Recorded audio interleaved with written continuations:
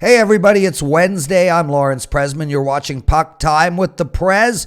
We talk hockey, and we talk hockey all the time, every day. 6 games on tap today.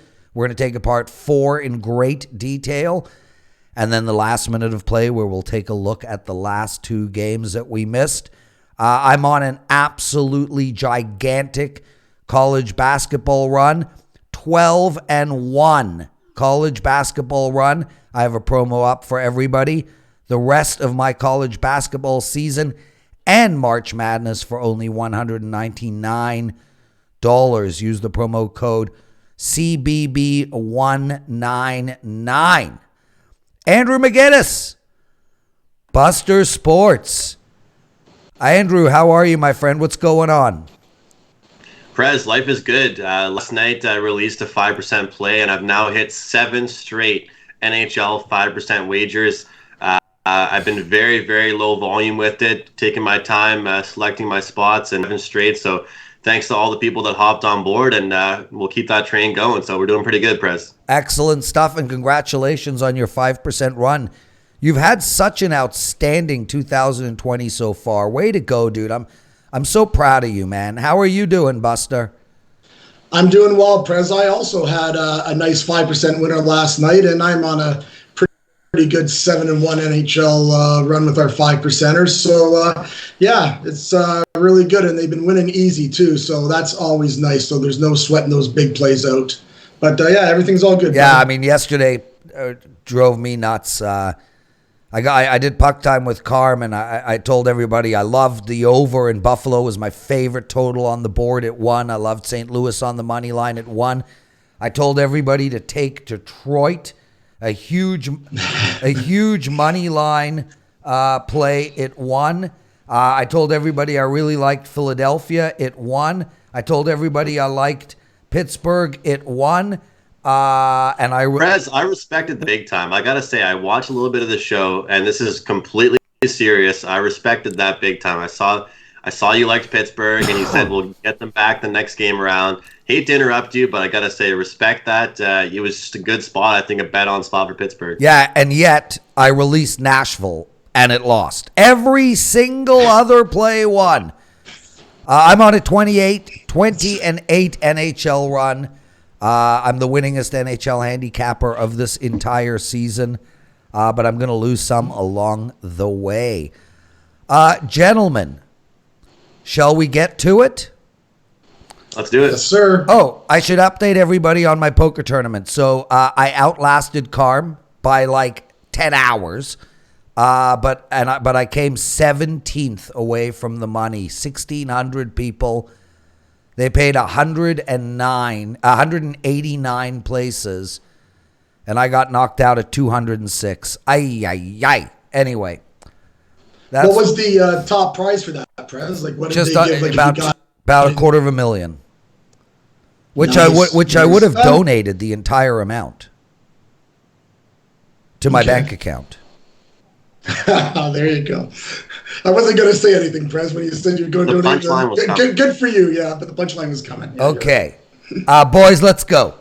New York Rangers playing Chicago Blackhawks tonight, and Chicago is minus 130. We've had some money come in on Chicago. They came out at minus 117. They're now minus 130. We have a total of 6.5. Rangers have won 4 of their last 5 games. They've won 7 of their last 10. And Chicago was right in it, guys. I mean, they were really playing outstanding hockey and completely hit the skids. They've lost 6 of their last 7 games, including a loss to Winnipeg, 3-2. Buster, I'll go to you first on this game. What do you like, brother? For me here, I really think it's too tough to take a side in this game. I know, I guess, some sharp money or whatever money's coming in to bet on Chicago, but that's 6 out of 7 games they've lost. That's kind of tough to swallow to bet on that, especially when, like, you've listed the streaks, Prez, for New York. The Rangers have actually won 11 out of 16 games. Yeah. They've won their last 5 on the road.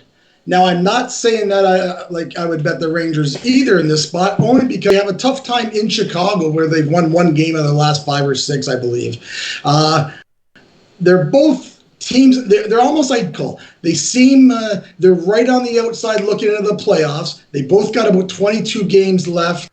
I think Chicago is in a better spot because they have about, I believe, 3 or 4 games in hand on Arizona, and they're 7 points behind. So, I mean, Chicago needs this game big time. Rangers, I think, are out of it because the East is just way, way tough. Although, as you guys both know, somebody at the end of the year, there's always somebody that's putting a huge run together. If one of these two clubs put a huge run in, it's possible that they could squeeze to that 8th spot.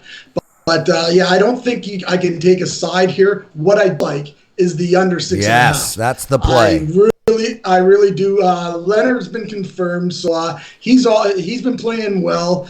He's got like a .921 save percentage. So yeah, for me, I'm going to be on the under. And just if you bet friends or whatever, the under is 8-2-1. That's 11 times these two teams get together. Yeah. I'll be on the under here. I think it should be 6. Andrew, you know what? I literally, Buster took the words right out of my mouth. A little bit of meatloaf there. Andrew, you're probably too young for that reference. I don't even know who meatloaf is. I love the under in this game. I'm with a 6.5. I mean, can you see a 2-1 hockey game? For sure. Mm-hmm. Maybe even a little OT, Prez. Andrew, talk to me, baby. I don't want to be the contrarian here, but I mean, the fact is Chicago is still getting scored on despite having 2 pretty good goaltenders. And I do like Robin Leonard, guys. I don't really usually like to bet overs with him in between the pipes, but right now Chicago has been getting lit up. I mean, everyone seems to be able to find the back of the net against them, at least recently. And this Chicago Blackhawks team has been talking about their power play and their offense, spending more time in the offensive zone. Pretty much in their last practice, all they worked on was shooting from the slot, working on their power play. And it's very interesting, Buster brings it up. Both these teams are in very similar situations. Post All-Star break has been absolutely a living hell for this Chicago Blackhawks team. Like you said, 7 of their last 8 they've dropped.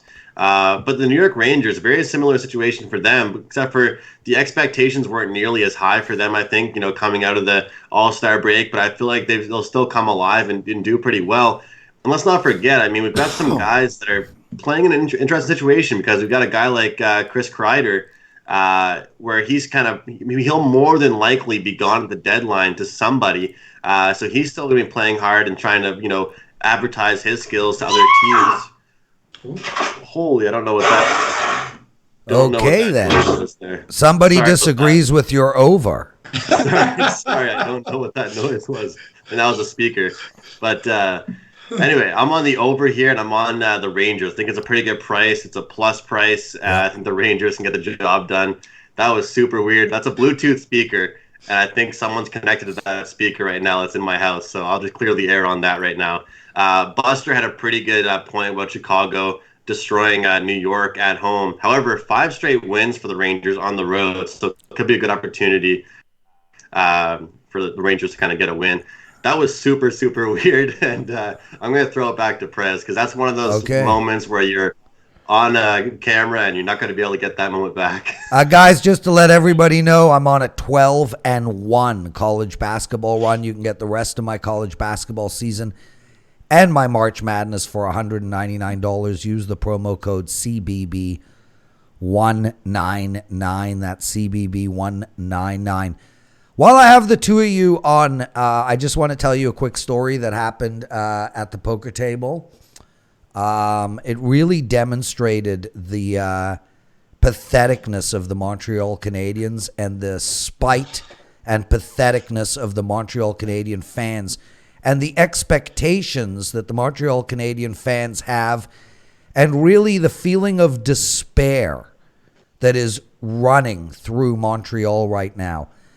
So I'm at the table. Nobody's wearing a Leaf jersey. Nobody's wearing a Leaf hat. Nobody's even talking about the Leafs.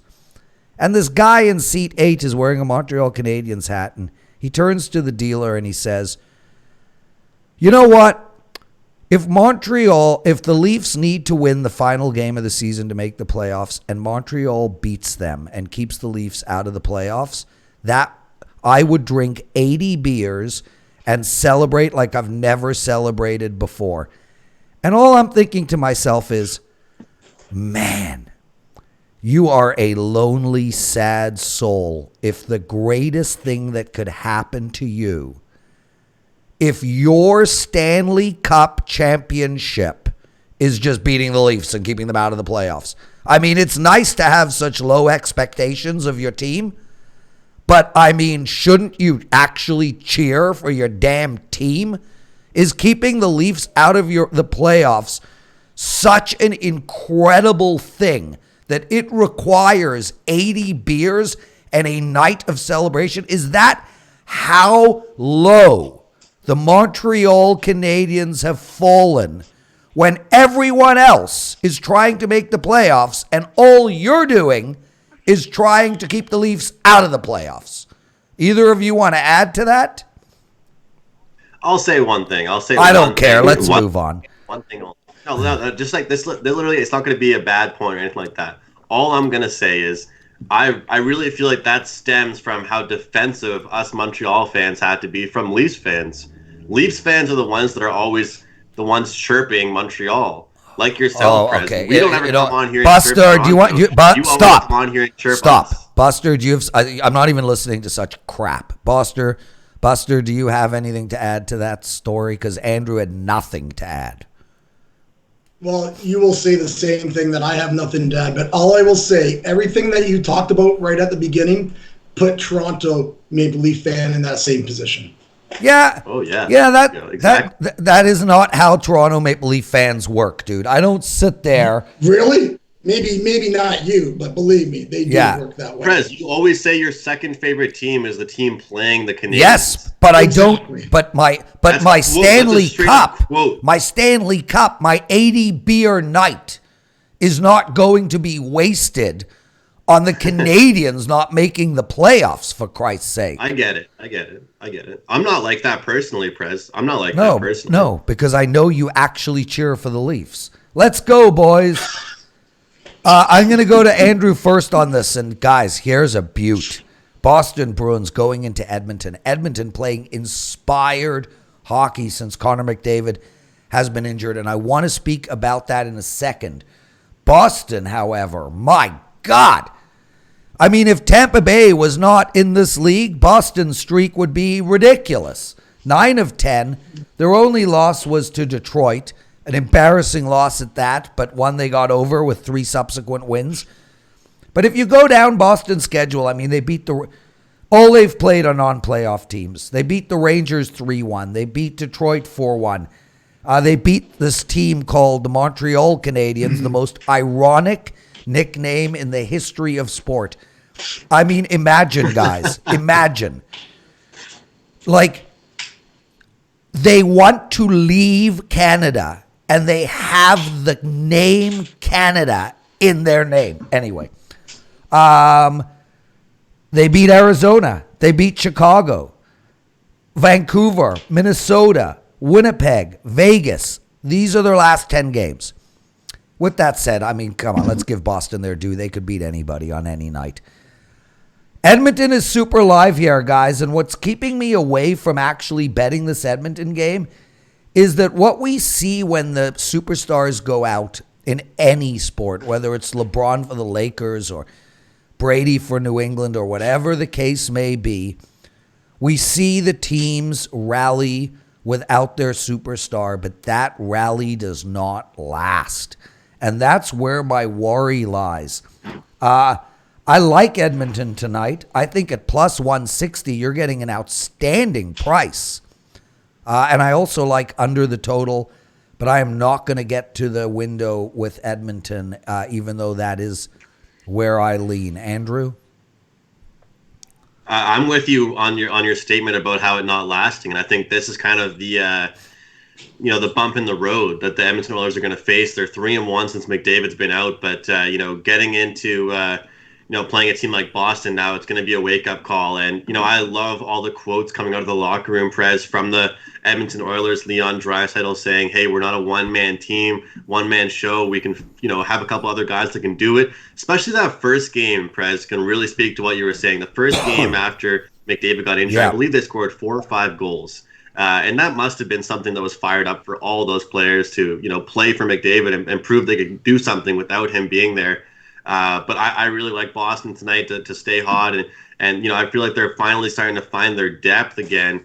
And that was an issue with this Bruins team during a little bit of their losing streak, maybe before the All-Star break, was that they were relying too heavily on Marchand and Pasternak and those guys. And now that they've kind of got the depth again, they can kind of spread things out throughout their whole lineup. And it really makes it hard for the opposition to match up line for line. I really do believe that Boston is one of the toughest teams for opposing coaches to match up with because they never really know who's going to get hot on any given night. For me, I like the Boston Bruins here, and obviously I don't like the -180. I like it in regulation, but I'm going to take a quote from Prez's girl Vivian and go with a parlay here and go with Boston and Dallas as a 2-teamer as a parlay. We got Dallas -160 and Boston -180. I barely ever give out parlays on the show because I don't really like parlays, mostly just 2-teamers.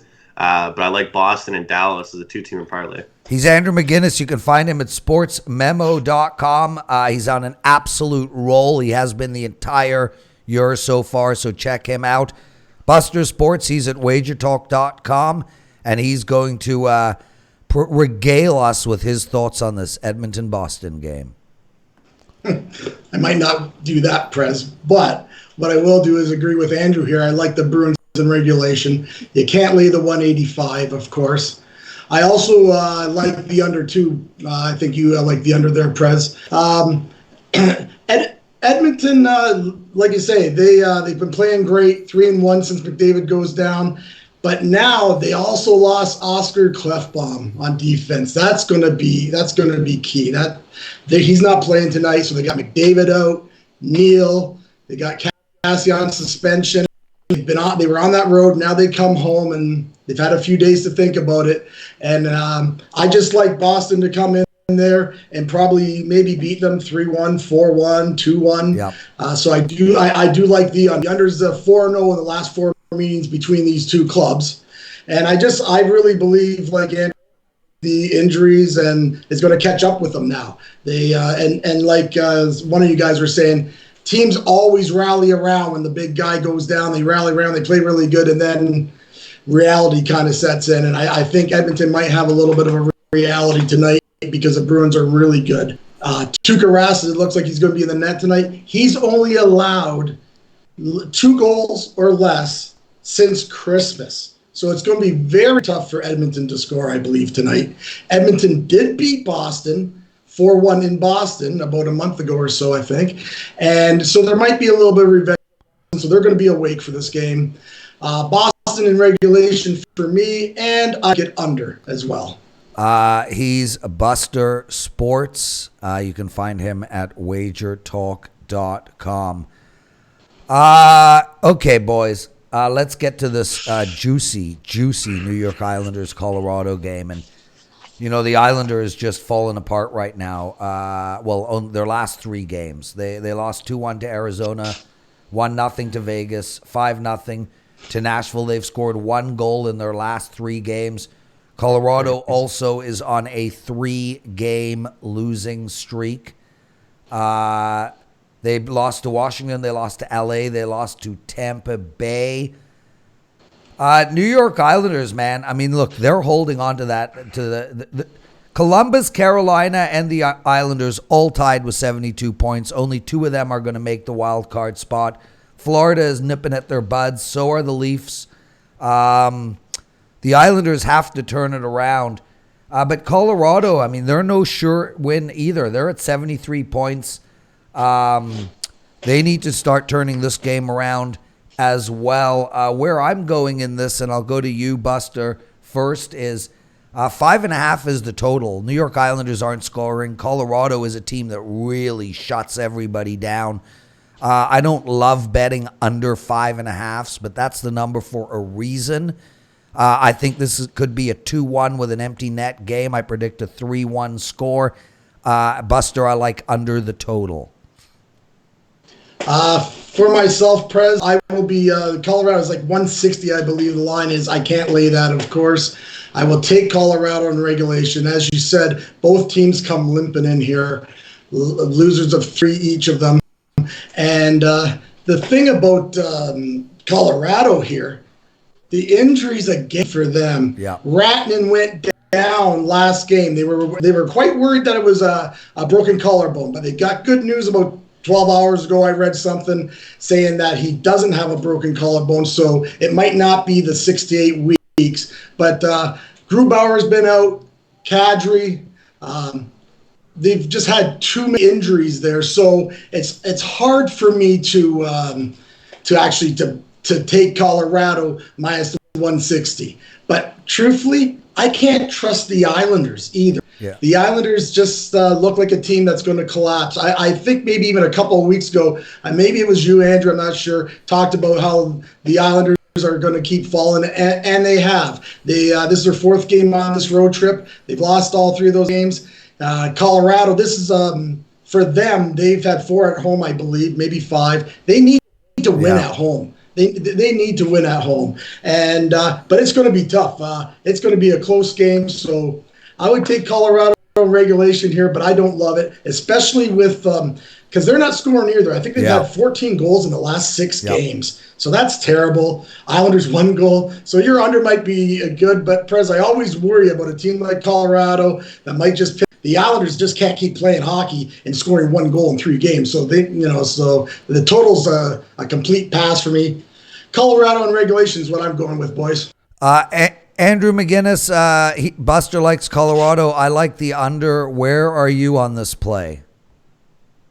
I like the under as well, and I believe there's possibly some 6s around, but mostly 5.5s, like you said. And I'm the same way as you, Prez. I don't like looking under at a 5.5, but first of all, I got to say, that Colorado and Tampa Bay game, I don't know if you guys watched that game, one of the best games of the year. I mean, if we had that as a Stanley Cup final, that would be unbelievable. I'd be more than happy to watch. Yeah, that's what a Montreal Canadian fan would say.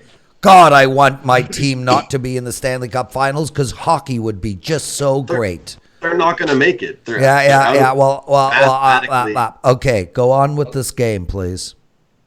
Hold up your sign, Andrew. Hold up your sign. You have a sign? Show me the sign. I wish I had one. Under is 5-1 the last 6 meetings in Colorado, and 6-1 in the last 7 for Colorado in general. And yeah, that Buster's right. That injury for Rantanen is really, really tough. I mean, it was tough to watch. Even it looked like it was a collarbone injury, and now missing Calvert, Kadri, and Rantanen. Now, I mean, the scoring depth is completely diminished, and they're going to have to learn to be even more of a lower scoring team, or at least more of a defensive team, because some of that scoring power, it was very evident that it was gone away, and they had to rely heavily on Nathan MacKinnon. He scored a goal from him. He actually was a very big impact in that game, but he can't do it all. And the Islanders, look, they've been a team where they had a little bit of an overrun. They came back to the underworld. The only thing that worries me right now, statistically, this team has actually been, the Islanders have actually bounced back after only scoring 1 or 2 goals. So that hopefully they don't do that, but I like it under 5.5 here. And I also like Colorado. I'm going to say here, guys, just a little shot here because there's quite a bit of value on the puck line here at plus 165 for the Avalanche. I feel like this is a big game for them, and they're coming off a really, really strong game against Tampa. That 4-3, tough loss for them, and I think they'll bounce back here in a strong way. Andrew McGinnis, Buster Sports, you're watching Puck Time with the Prez. Excited to have you guys tomorrow. The legend Dave Koken and either Alex or Carmine, likely Carmine. I'll figure it out. Vancouver, guys, they're playing Minnesota, and Minnesota, they're sellers now. And I think the team is going to feel it. I think we're going to see. Minnesota fall apart. Vancouver just made a great pickup with Tyler Toffoli, but they have lost their captain for 8 weeks. I think we're going to see Vancouver rally. I think Vancouver is the play at minus 130. Andrew, I'll go to you first. Yeah, first of all, Tyler Toffoli, a great pickup for Yeah. them, and definitely a perfectly timed pickup. We saw what he did against against Colorado in that outdoor game when he was playing for LA, and this is an opportunity here where I'm going to stay away from the side. I lean to Vancouver, but Prez, you remember when you were talking about when a player goes down, the team rallies around them. Well, this is a Minnesota team that just lost their head coach, and I feel like Bruce Boudreau kind of got blindsided. I'm pretty sure there were reports that he was, cursing and swearing and wondering what the hell happened because, he actually was stringing together a few wins for this team, and all of a sudden he gets canned. So maybe the guys will string something together for him, and we're seeing a total of 6 here. We'll never see a 6.5 in a total with Minnesota, and goaltending's been so good for Vancouver. You won't see a 6.5. I think we go over the total here. We got a Vancouver team coming off an iffy game, Yep. and I expect a very, very big bounce back. There's plenty of trends that point towards Vancouver off a game where they have a really bad performance. They usually, come to play and perform the next game. I think I have them right here. Oh yeah, 7-1-1 the last 9 after scoring 2 goals or less in their previous game. I've mentioned these types of stats before, Prez, and certain teams like Vancouver, I definitely love to watch out for them and follow them, and I feel like we'll see that here tonight. He's Andrew McGinnis, Sports Memo Buster, Sports Wager Talk. I'm the Prez. I'm on a 12-1 college basketball run. Get the rest of my season and madness for $199. Promo code CBB199. Buster, give us your thoughts on this Vancouver game, please. Well, guys, I am against you on this game. I like Minnesota tonight. I think Vancouver is a little high of a price there. I agree with you, Andrew. Bruce Boudreau. He's in my hometown. He does hockey schools in August. He's a great guy, and I can't believe they got rid of him. They were on a 7-3-1 run, I believe, when he gets fired. Now I know what happened because the Minnesota's been losing too many leads and losing, so they lost that game 3-1. Yep.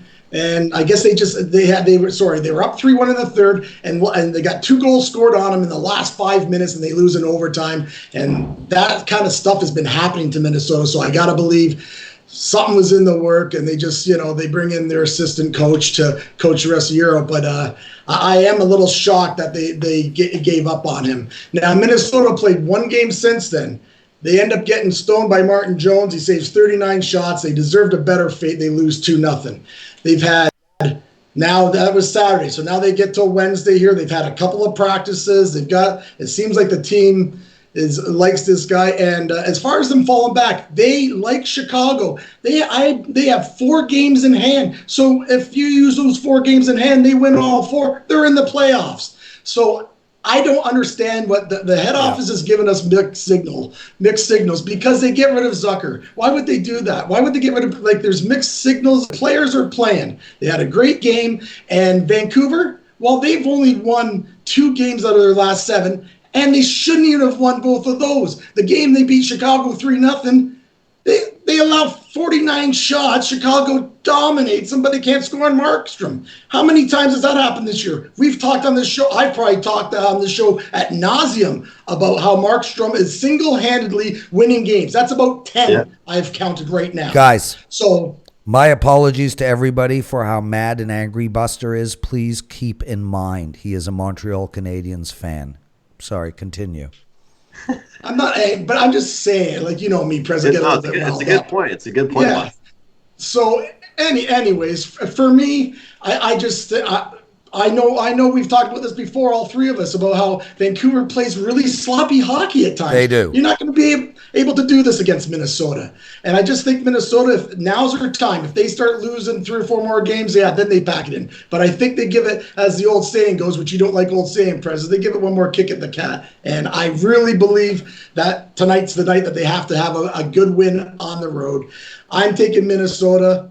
I believe they're a live dog, tell you the truth, guys. So that's my play. Prez, if I may, I saw something on Twitter, and it was a really good point. Somebody was saying pretty much that a team like the Montreal Canadiens or somebody like that on the outside looking in should be taking note of what the Minnesota Wild did trading away Jason Zucker, because this is a team still winning games, still keeping some pieces, still making some stuff happen. but they're doing a good job of getting some draft picks and focusing on a slow rebuild. That's a perfect job of executing. Hey, you're not losing your whole fan base, but at the same time, you know that you're not in contention, so you're trying to build some stock, and that's a perfect way of doing it. I mean, Jason Zucker has done outstanding since he's joined the Pittsburgh Penguins. I mean, I think played great last night, man. He is so fast. I mean, I think me or you could probably score a goal being on a line with Sidney Crosby. We could not. He's done great. I can't even raise the puck. I played last night. We lost 4-2. Guys, we got to get the show over. Vivian's parlays will be back tomorrow. 2 games to go. I literally just want your bet. Dallas minus 160 versus Arizona. Over and under 5. I like Dallas in regulation. Andrew. Dallas. My parlay is Boston and Dallas. Right. Buster. Total pass. Anaheim against Florida. I like the over 6.5. Not anymore, though, because it was 6. But I'm going to be cheering like crazy for Anaheim. I'm passing. Andrew. I like Anaheim's team total over. Buster. I like Anaheim as a live dog tonight. I think they win the game. That's the show, boys. I'm the Prez. I'm glad to be back tomorrow. The legend, Dave Koken and Carmine Bianco. Thank you to everybody for watching the show. Comments, tweets, all of that stuff. It's so greatly appreciated. Gentlemen, outstanding stuff today. Best of luck, and we'll speak to you guys soon. Thanks, Prez. Take care.